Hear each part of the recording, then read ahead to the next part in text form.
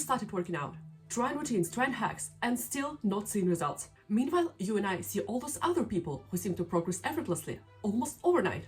What's the difference? What are they actually doing that you're not? Now, I've done over 1,000 workouts and made almost every possible beginner mistake. And today, I'll show you the 10 principles that actually worked.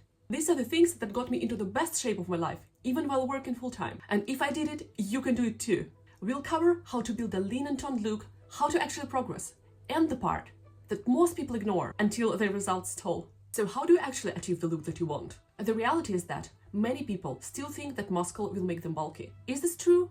Not necessarily. Now, muscle will actually make you look toned, fit, and defined, the look that most people want. But here is where beginners get confused. You've probably heard many times that lifting weights won't make you bulky. Lifting weights won't make you bulky. But then you look around, gym, social media, everywhere, and you do see very muscular people. And then your brain goes like, wait, if lifting doesn't make you bulky, how did they get so muscular? I had the exact same thought when I started.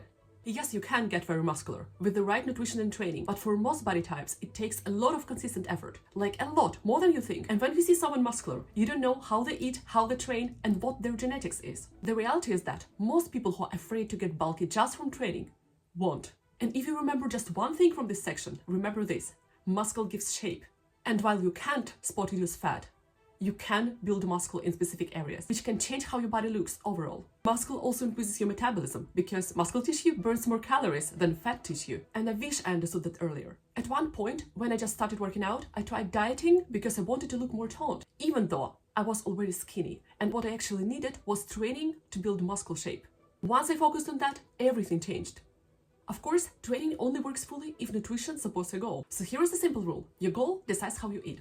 If your goal is fat loss and definition, what you need is a small 200 to 500 calorie deficit, nutrient-dense foods for energy, and enough protein. Aim for 2 grams per kilogram of body weight. This helps to lose fat while also keeping and building muscle, because protein builds the muscle tissue. But if you don't need to lose weight and just want more definition, just focus on the nutrient-dense foods and enough protein. That gives your body the building blocks to grow. And you don't need perfection daily. Weekly consistency is enough, as long as you see the upward trend over time. You don't look toned by losing everything. You look toned by building something. And for that, you don't need hours at the gym, because the next point can save you a lot of time working out. There are 2 types of exercises to build the look: compound and isolation. Compound exercises, for example, deadlifts, squats, or pull-ups, or other complex moves, train multiple muscle groups at once. They build overall strength and physique and save time. Isolation exercises like leg extensions or lateral raises target one muscle group, and they're great for shaping specific areas. Are isolation exercises useful? Yes. Are they necessary as the main focus? Usually no, especially if you're busy. Compound moves should do most of the work, but you can also add isolation exercises as a choice. But here is something important. Knowing what to do is only half the equation. Here is the part that decides if all of this work or none of it does. Showing up beats perfection. The biggest reason I got results had nothing to do with the perfect plan. Someone training 3 times a week with a simple program will always beat someone who's constantly searching for optimization and for the perfect plan, but barely trains.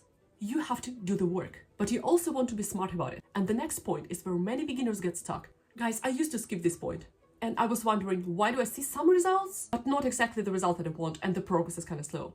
Challenge is not optional, because your body only adapts when it's challenged. Your nervous and muscular systems have to go through the adaptations if you want to see results. Sounds good, but what helps with this in practice? Staying consistent with the same exercise program for at least 6 to 8 weeks so that you have time to adapt. Picking a weight that leaves a couple of reps in reserve, and increase the challenge when weight becomes too easy. That's progressive overload. Because if nothing gets more difficult, nothing changes. It's like walking the same easy route every day and expecting to run a marathon. But here is an important catch most people miss. Progressive overload is not just about adding weight. It's also technique, reps, and the confidence in the exercise. And progress is not linear. Some weeks performance drops, and that's normal. Progress isn't just lifting heavier, it's also moving better. And how exactly you approach it depends on your goal. There is hypertrophy and strength training. Hypertrophy usually means medium rep ranges, like 6 or more reps in a set, and it's great for aesthetics and muscle size. But if you want to get stronger faster and already have some coordination, you can try strength training, which uses lower rep ranges, 5 or less, and heavier loads. Understanding this difference will help you to set the right expectations. When I was devoting the whole session to mid-range isolation exercises and then was wondering, why am I not getting much stronger? That was my mistake. But the next section is where many people lose months, sometimes years, of progress. The next thing is what most people ignore, but it might be exactly the reason your progress has stalled and you don't even notice it.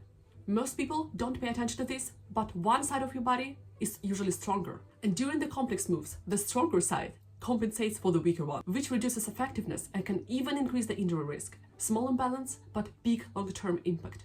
Unilateral exercises, for example lunges or machines where you can train just one side of your body, will help with that.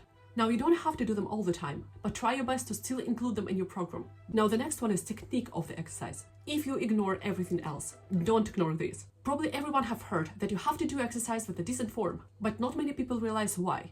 This is not just to avoid injury. This is also because good form helps you to target the right muscles under the exercise. And it doesn't have to be perfect. Just because you don't feel like you're targeting specific muscles, it doesn't mean they're not working. But your form still has to be decent, because if you did not learn to move correctly, it will take some time for your body to relearn it. When I started working out, I could almost instantly do pull-up, but not with a decent technique. And I was not making any use out of this exercise. And learning a decent technique took much longer. You can go fast in the wrong direction, but it doesn't get you where you want. However, not every time there is a talk about good form, individuality is mentioned. Some exercises and results are easier for some people because of how they're built. Movement execution and form can vary, especially in exercises like squats. Squat depth is affected by a lot of factors. There is no single perfect visual model. Your goal is not to train like someone else, it's to train in the way that works best for your body. And finally, the mistake I was guilty of the most. Recovery is not laziness. Rest days do matter. I thought rest was optional when I started, but it isn't. Each muscle group needs at least 48 hours for recovery. I was constantly fatigued and my progress was slow because my sessions did not allow recovery. Think about recovery as the time where your upgrade installs. Now you know what actually creates results, and it's not some kind of new secret hack. But how do you turn all of this into a real workout plan you can follow? I made a full beginner guide video where I show you step by step how to build your own workout program. So watch that video next and let's build your plan.